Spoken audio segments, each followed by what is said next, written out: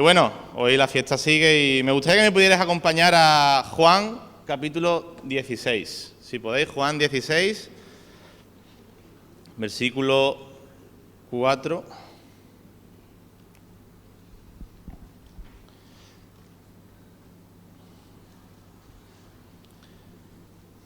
Lo dejamos ahí. ¿Sabes? Yo como pentecostal, porque vivimos en una iglesia pentecostal, he podido experimentar desde que me empecé a conocer al Señor y a estar aquí, he experimentado muchísimos milagros. He experimentado el poder del Espíritu Santo de una manera increíble y bueno, a lo largo de toda la mañana hemos podido hablar del Espíritu Santo también, en las canciones, en todo.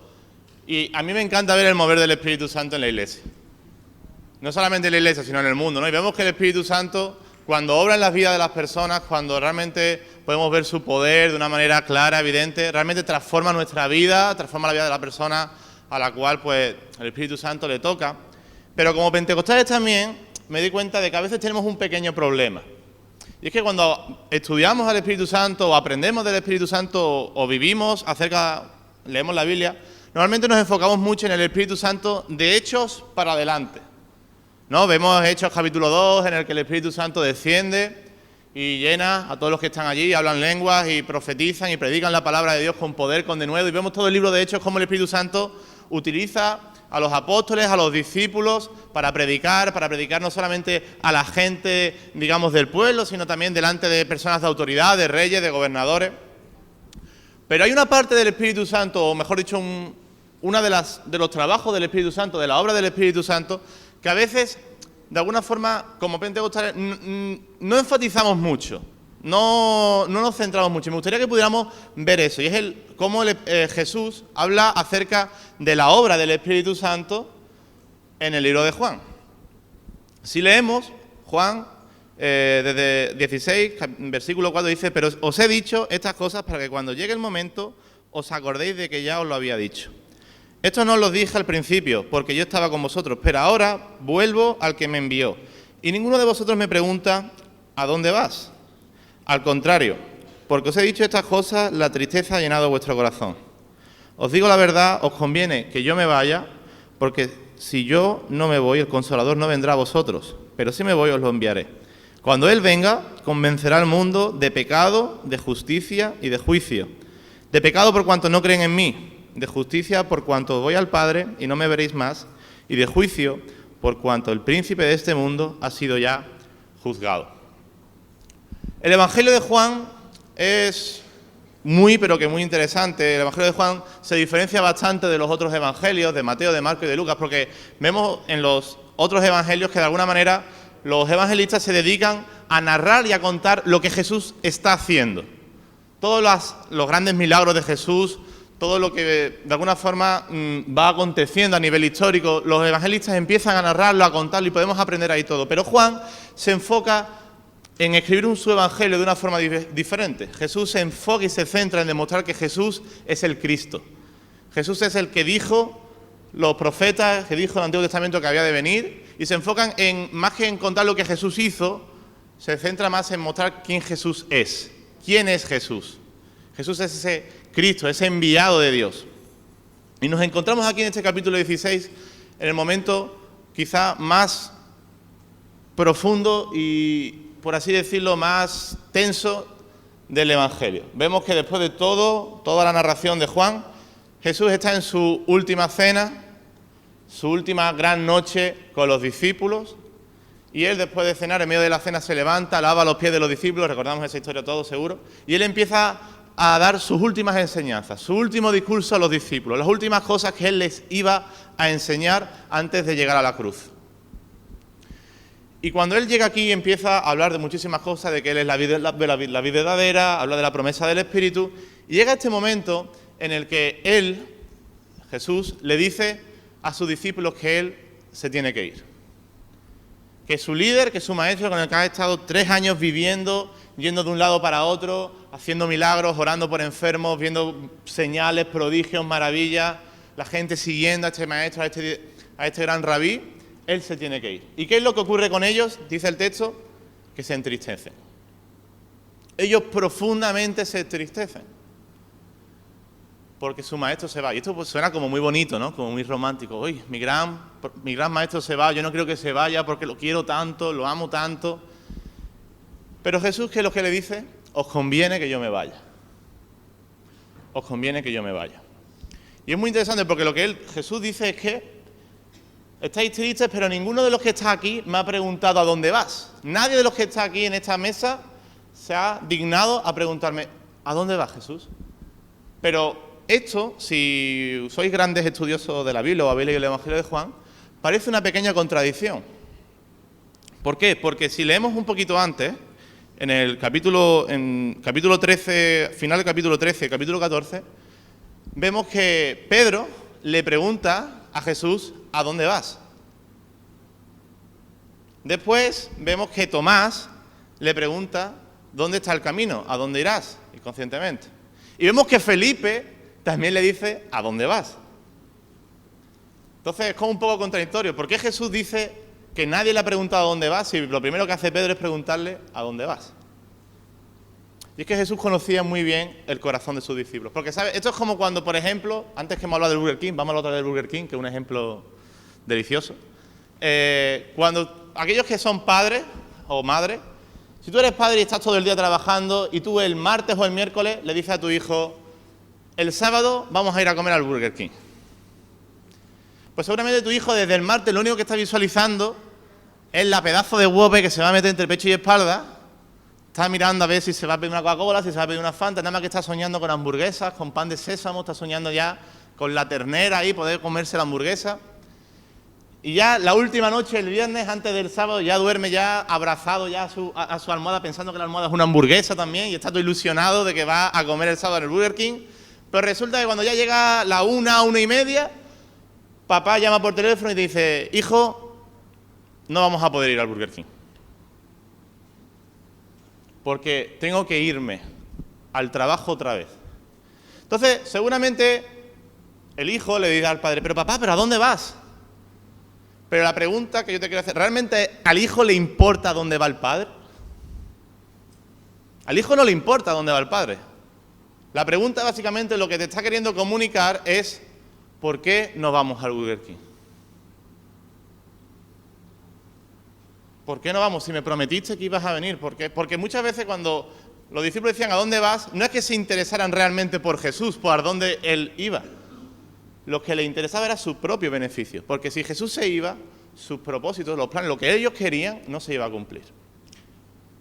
Pero Jesús, sabio, le dice, os conviene que yo me vaya. Y de aquí podemos aprender muchas cosas. Lo primero que podemos aprender es que muchas veces tú y yo, cuando seguimos a Jesús, y conscientemente a veces lo seguimos por nuestros intereses.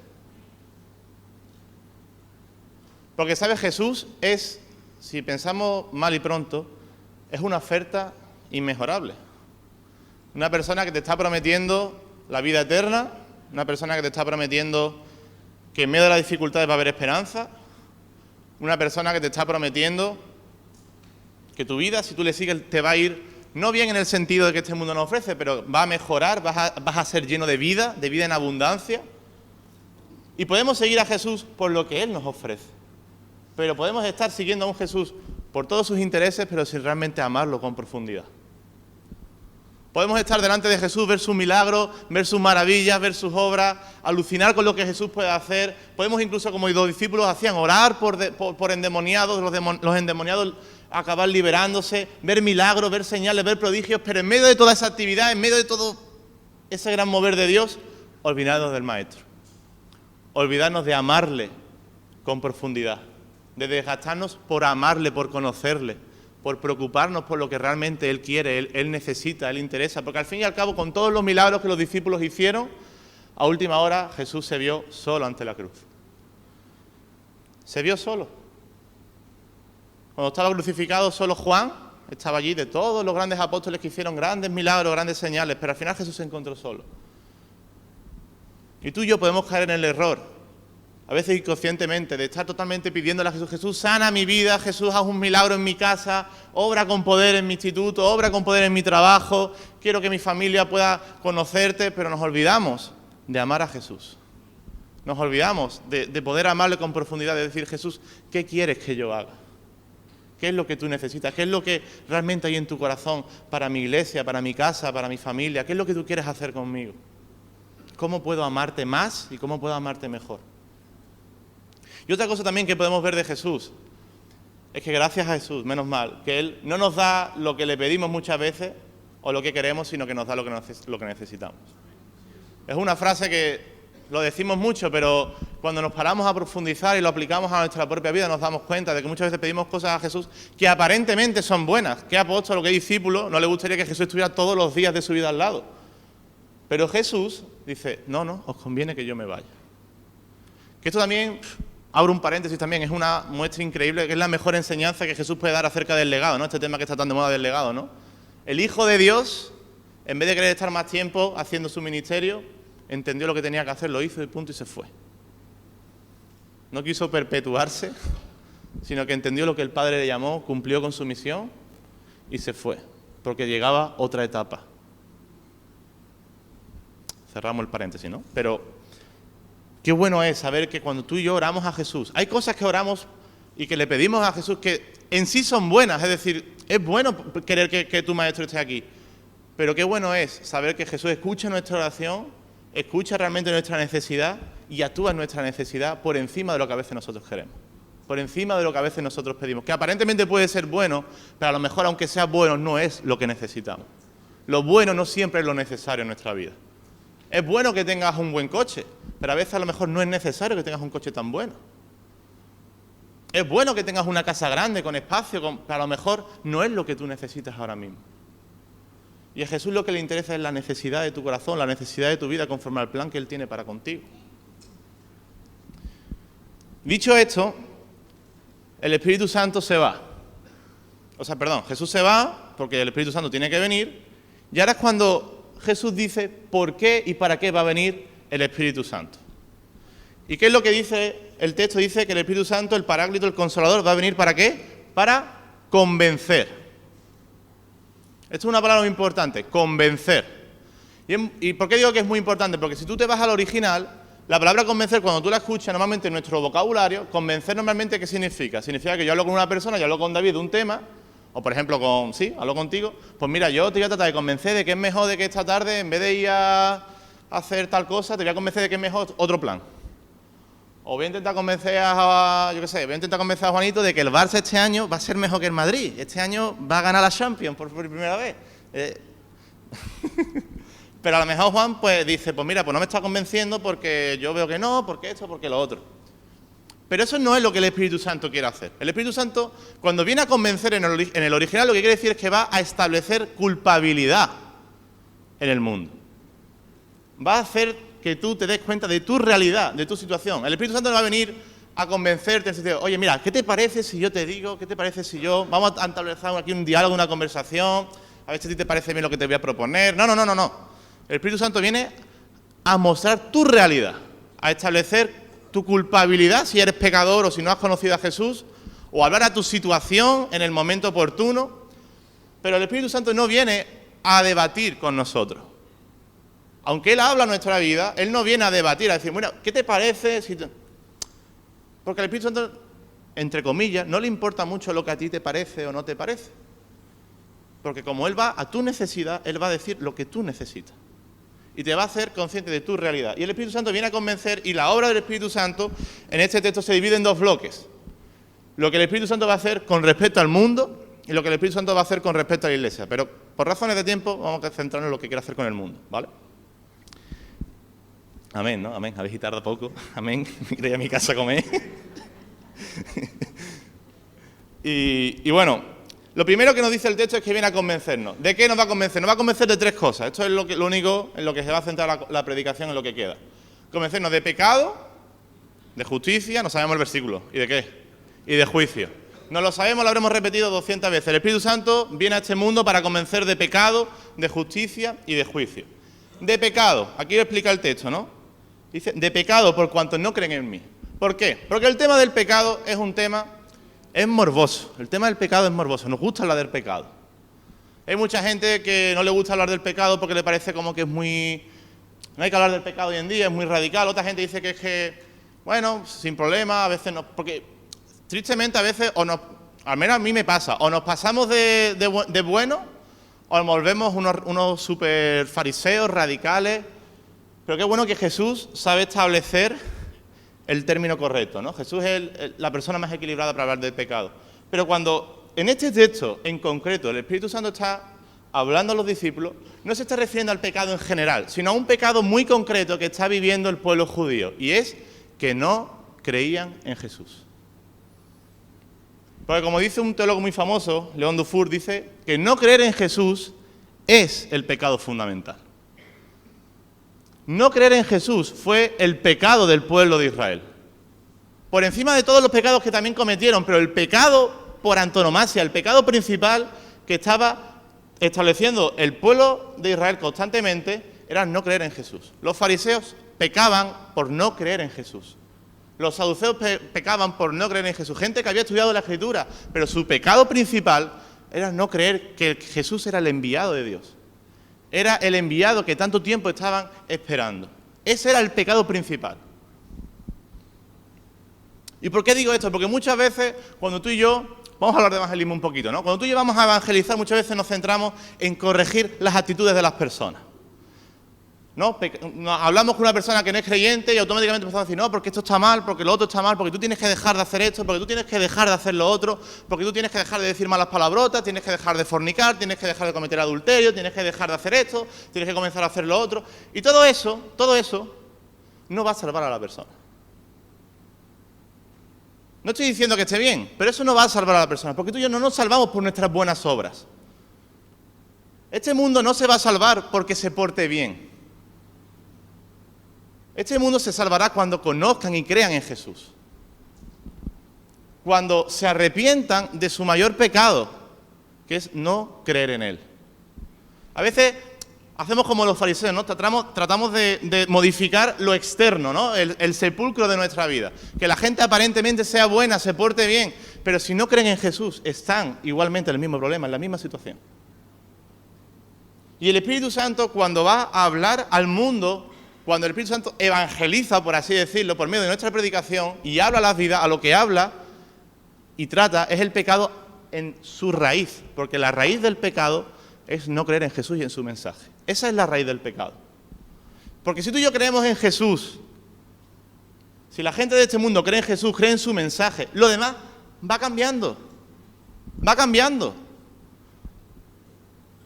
A veces nos ofendemos mucho con el pecado ajeno, pero no nos ofendemos con el nuestro propio. A mí me pasa. Veo el pecado del otro y digo, qué vaya tela este tío, ¿eh? Pero cuando yo cometo mi propio fallo, no me escandalizo tanto. No me ofendo tanto con mi propio pecado. Y es porque al final, de alguna manera, al menos yo, a ti a lo mejor no te pasa, pero todos somos un poco fariseos en potencia. Todos tenemos ahí ese pequeño fariseo que llevamos dentro, que nos escandalizamos con el pecado del otro, pero el nuestro tampoco es que sea tan grave, ¿no? Siempre bueno, pero tampoco... Y lo que este mundo necesita es creer en Jesús. Lo que el Espíritu Santo está centrado y obsesionado es porque la gente conozca a Jesús. Que la gente crea en Jesús. Que cuando tú y yo prediquemos, porque el Espíritu Santo ha determinado moverse por medio de la locura de la predicación, cuando tú y yo predicamos sentados tomando un café con nuestros amigos, estando en la playa, estando en el trabajo, donde sea, lo que el Espíritu Santo está tratando de hacer por medio de tu vida es que la gente crea en Jesús, crea en su mensaje, crea en lo que Él tiene para sus vidas. Porque una vez que ellos crean, todos los demás, todos los cambios que haya que hacer, se irán haciendo. Estamos en proceso continuo. Y el Espíritu Santo convence de los otros pecados a los que ya hemos creído en Jesús. El Espíritu Santo me tiene que convencer a mí de mis fallos, de mis pecados continuamente. De los momentos en los que a lo mejor hablo más de la cuenta. De los momentos en los que a lo mejor le contesto mal a un hermano. De los momentos en los que a lo mejor pues no estoy realmente amando a mi hermano de la manera que realmente Jesús quiere. Pero a este mundo no podemos tratarlo como pecadores sin entender que su principal pecado es que no creen en Jesús. De nada va a servir que dejen de hacer todo lo que está mal si ellos no ponen su fe en aquel que es el autor, el autor de la vida y aquel que puede darle esperanza realmente. Lo demás no tiene sentido. Necesitamos entender que el Espíritu Santo quiere que la gente crea en Jesús, que se arrepienta de su mayor pecado, que es no creer en Él. Después, lo siguiente que dice que va a venir a convencernos es ¿de qué? De justicia. Justicia. ¿Qué ocurre? Que aquí hay que detenerse un poquito porque En el siglo XXI, aquí en Occidente, cuando utilizamos la palabra justicia, muchas veces cometemos a mí me pasa también, ¿no? Porque por la cultura en la que vivimos, pero para nosotros una persona justa la identificamos con una persona buena. No sé si a ti te pasa, ¿no? Para nosotros justo y bueno son casi como que sinónimos, como que van enlazados. Pero en la cultura judía, en la cultura hebrea, no necesariamente era eso. Para ellos el concepto de justicia era muy diferente. Quiero que lo podamos entender. Para ellos una persona justa no tenía por qué ser buena. Te dice, ¿esto cómo es? Muy sencillo, porque en el pueblo judío la justicia tenía que ver con lo judicial, con un juicio. Por ejemplo, mi madre, que ha trabajado mucho en temas de juicio, me cuenta muchas veces cómo funciona algunos juicios y tal, ¿no? Y por interés pues aprendía. Y de alguna forma, para ilustrarlo, es como si, por ejemplo, alguien de los que estáis aquí, pues ¿alguna vez habéis tenido un proceso judicial? ¿Habéis tenido que ir a juicio por algo? ¿Alguien? ¿Nadie? ¿Todos no tenéis problema con la justicia? ¿Todos sois...? Jolín. Vale. Imaginaos que, por ejemplo, alguien te demanda. ¿Alguien te demanda? Entonces, cuando te demanda, por lo que sea, pues tiene que haber un juicio, ¿no? Después de todos los procesos judiciales, yo no soy abogado ni nada, pero bueno, después de todos los procesos tiene que haber un juicio. Y a lo mejor se te demanda porque dice una empresa que tú le debes tanto dinero, lo que sea. Y en ese juicio vienen las dos partes, ¿no? El demandante y el demandado se sientan con sus abogados, todos, y se empieza a hablar del tema, ¿no? Y está ahí ese juicio, continúa el juicio, y después de todo el juicio, el juez, ¿qué es lo que tiene que hacer? Pues tiene que dictar una sentencia, ¿no? Decir si la persona a la que se ha demandado, pues tiene razón, no tiene razón, y en el momento en el que el juez dicta la sentencia, esa sentencia es favorable a una parte o a la otra. ¿Sí? ¿Se entiende? En el momento en el que el juez coge y dicta esa sentencia, se ha hecho justicia. El juez ha determinado la justicia, y esa justicia hace que sea favorable a una parte o a la otra. Si tú eres la parte a la cual se le ha hecho justicia, tú eres declarado justo. Tú eres declarado justo. Has sido justo. Ahora bien, al juez no le importa si tú te portas bien con tu mujer o no. Al juez, para dictaminar esa sentencia, no le importa si eres un buen marido, un buen esposo, si sacas buenas notas en el instituto, si eres diligente en tu trabajo, porque se te está juzgando por una cosa, se ha hecho justicia, eres justo, pero no necesariamente eres bueno. ¿Qué quiero decir con esto? Que cuando Jesús va a hablar de este tema y dice que el Espíritu Santo nos va a convencer de justicia, nos va a convencer de que Jesús es justo, porque Jesús es justo. ¿Pero por qué es justo? ¿Porque se portó bien? No solamente. Claro que Él se portó bien en este mundo, Él no pecó, pero Él no es justo porque porque no pecara, que también. Él es justo porque cumplió con la misión que el Padre le envió. El Padre le envió una misión y Jesús cumplió con la misión a rajatabla, punto por punto. ¿Y cómo se demuestra que el juicio es favorable? En el momento en el que cuando Jesús es condenado por este mundo, el juez supremo lo levanta en gloria. El Padre lo levanta en la resurrección y Él asciende a los cielos demostrando de que Él es justo. Él es el que dijo que era. Él es el que vino. Y en el momento en el que parecía que todo estaba acabado, en el momento en el que parecía que se había dictaminado una sentencia de culpa hacia Jesús, en ese momento Jesús, por medio de su culpabilidad ante el mundo, fue justo delante del Padre. ¿Y qué quiero decir con esto? Que gracias a su justicia tú y yo somos declarados justos, porque tú y yo no somos buenos. Romano nos dice, ¿no?, que no hay bueno ni a uno, ni justo, pero no justo. Claro que no somos justos en nuestra propia justicia, pero gracias a que Jesús es justo, gracias a su amor y gracias a que Él cumplió con la misión que el Padre le envió, tú y yo podemos abrazar su justicia. Y si tú y yo abrazamos su justicia, esto transforma completamente nuestra identidad. ¿Por qué? Porque nos damos cuenta de que Jesús es quien dijo que era. Hoy en día que se habla tanto de la identidad, de que debemos saber que somos hijos de Dios, yo creo que antes de saber quiénes somos, necesitamos saber quién es Jesús. En el momento en el que tú y yo sabemos quién es Jesús, por consiguiente, sabemos quiénes somos nosotros. Y saber que Jesús es justo, que Jesús cumplió lo que decía, que Jesús llegó a este mundo, cumplió con su misión, murió en la cruz, resucitó, fue ascendido a los cielos, nos demuestra de que podemos confiar en Él, de que Él es justo, de que podemos confiar en lo que Él dice porque lo cumple. Y a veces dudamos muchas veces en nuestra vida en seguir a Jesús, en dejar todo, en volver y estamos con nuestras luchas, pero si nos centramos en mirar a Jesús, en mirar su cruz, en mirar su sacrificio, nos damos cuenta de que en Él podemos confiar porque Él es justo. Él es justo, Él cumple con su misión, Él cumple con lo que dijo que iba a hacer. 2 Corintios 5, 16, 21 dice, de manera que nosotros de aquí en adelante a nadie conocemos según la carne, y aun si a Cristo conocimos según la carne, ya no lo conocemos así. De modo que si alguno está en Cristo, nueva criatura es, las cosas viejas pasaron, aquí todas son hechas nuevas. Y todo esto proviene de Dios, quien nos reconcilió consigo mismo por Cristo y nos dio el misterio de la reconciliación. Es decir, que Dios estaba en Cristo reconciliando consigo al mundo, no tomándole en cuenta a los hombres sus pecados, y nos encargó a nosotros la palabra de la reconciliación. Así que somos embajadores en nombre de Cristo, como si Dios rogase por medio de nosotros. Os rogamos en nombre de Cristo, reconciliaos con Dios.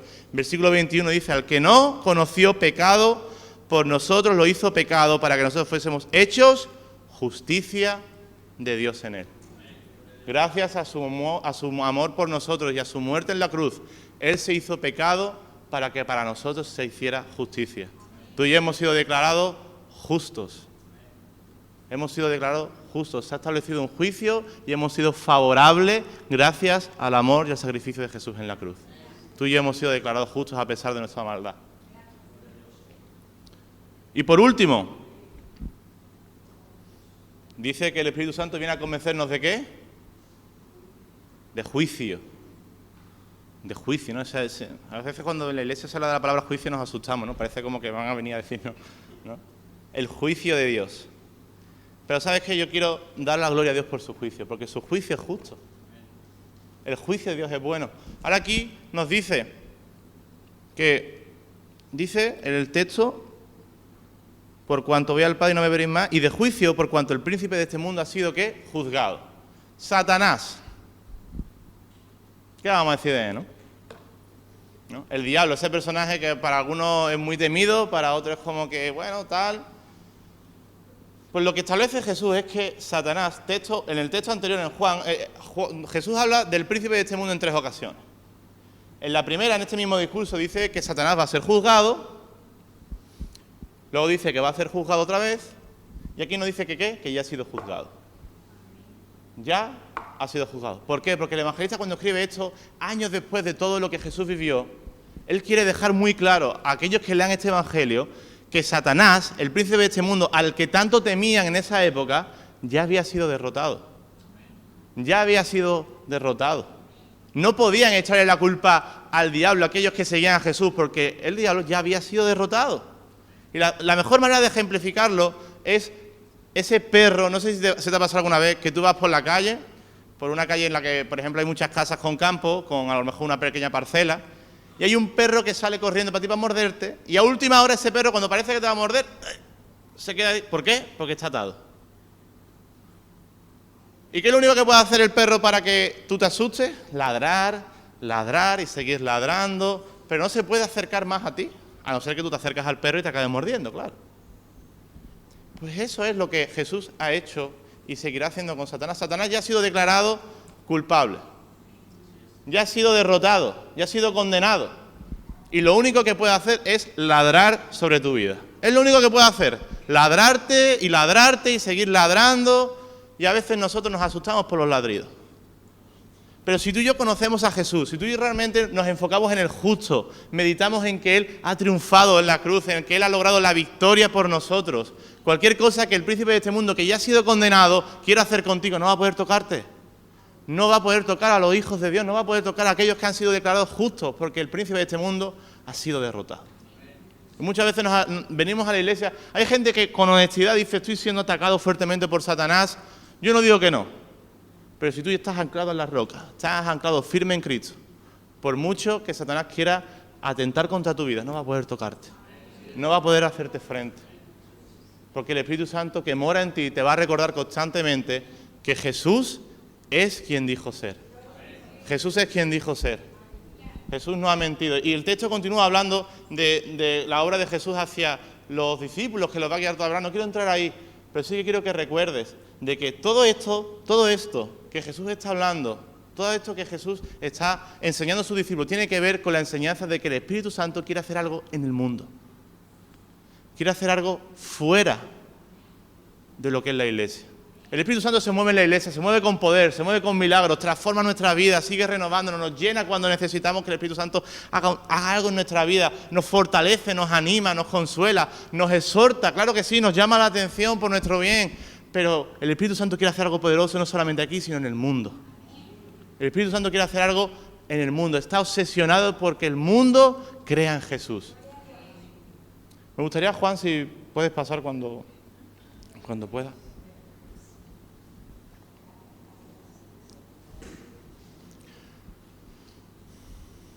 Hemos estado hablando, en resumen, de que el Espíritu Santo quiere convencer a este mundo, quiere convencerlo de pecado, de que entiendan de su necesidad de arrepentirse y de creer en Jesús, por encima de los moralismos, de cómo estén portándose, lo que necesitan es creer en Jesús, de la justicia de Dios, de cómo Dios ha sido declarado justo y gracias a su justicia, tú y yo, sin ser buenos, hemos sido declarados justos gracias a su obra. También hemos hablado de que el Espíritu Santo quiere convencer al mundo de que Satanás ha sido derrotado. Pero todo esto no es para ti y para mí, es para el mundo. Y Romanos, capítulo 10, dice, ¿no?, que cómo se salvarán, parafraseando el texto, ¿no?, cómo se salvarán aquellos que están en el mundo si no hay nadie que vaya y les predique para que oigan el Evangelio. ¿Cómo lo harán? A veces pensamos en el Espíritu Santo como un ente místico que va flotando y llega por aquí de repente con unas alas invisibles y empieza a hacer cosas y a tocar gente. Pero el Espíritu Santo es muy directo, es muy práctico. El Espíritu Santo ha determinado de que la gente se salve por su obra, pero a través de nosotros, a través de nuestra predicación. El Espíritu Santo se quiere mover a la gente a través de ti. Por eso como pentecostales en Hechos, el Espíritu Santo nos llena de poder para predicar con autoridad, para predicar con fidelidad a la palabra, claro que sí. Pero lo hace porque el Espíritu Santo quiere moverse en este mundo. El Espíritu Santo quiere moverse en medio de esta ciudad, en medio de Rota, allá donde tú vayas. Quiere que este mundo le conozca, que conozca a Jesús. Porque el Espíritu Santo también nos dice, ¿no?, que todo lo que Él vaya a hablar, no lo habla por sí mismo, va a llevarnos a Jesús. El propósito del Espíritu Santo ni siquiera es que Él sea conocido, es que la gente conozca a Jesús. Qué humilde el Espíritu Santo. Que siendo Dios también, siendo parte de la divinidad, no busca que el Espíritu Santo sea conocido, sino que quiere llevarnos a Cristo. Quiere que la gente conozca el mensaje de Jesús. Por eso me gustaría que en 5 pequeños minutos podamos cerrar nuestros ojos y reflexionar un poquito en lo que hemos dicho. Yo he intentado ser bastante breve, sencillo. Si por lo que sea hay algo que no has entendido, te pido perdón. Luego después podemos hablarlo si quieres. Pero me gustaría que pudiéramos meditar por 5 minutos en aquello que hemos hablado, en aquello que hemos escuchado. Quizás a lo mejor no lo has entendido todo, pero entiendes que en ti hay un deseo de servir mejor a Jesús, de que este mundo le conozca más. Y si es así tu deseo, me gustaría que pudieras pensar y decir, bueno, quizás a lo mejor hasta esta etapa de mi vida he visto al Espíritu Santo como una persona llena de poder, llena de una capacidad para hacer milagros impresionantes, pero quizás a lo mejor no me he dado cuenta de que el Espíritu Santo quiere hacer algo tan sencillo como transformar este mundo. Y quiere usarme a mí. Quiere usarme a mí para que la gente entienda que necesita creer en Jesús. Quiere usarme a mí para que la gente entienda que Jesús es justo, que Él es quien decía ser. Y que por mucha oposición que haya en su vida, aquellos que creen en Jesús, que aceptan su mensaje, no pueden ser tocados por ningún espíritu de maldad.